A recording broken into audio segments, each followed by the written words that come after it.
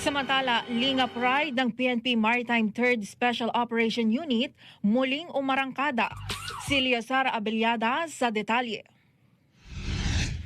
Sa layuning makatulong sa kapwa, partikular na ang mga kababayan nating may hirap, muling inilunsad ng PNP Maritime 3rd Special Operation Unit o SOU ang Lingap Ride sa mga lugar ng Parañaque, Las Piñas at Bacoor, Cavite, partikular na sa Barangay Lungos na nasa coastal area.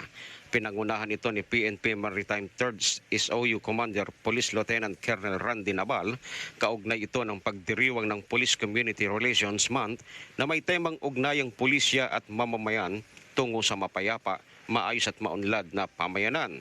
Ipinagkalob nila sa mga kababayan nating nangangailangan ang mga damit, bigas, noodles at mga dilata.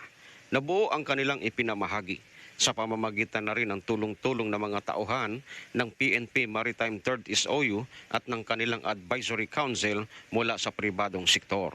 Ang nasabing aktibidad ay bahagi pa rin ng emerging best practice ng 3rd SOU batay sa PNP Patrol Plan 2030.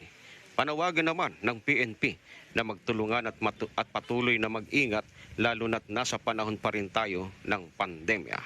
Para sa Let's Get Ready to TV Radio, Leozar Abellada, matatag, matapang, matapat.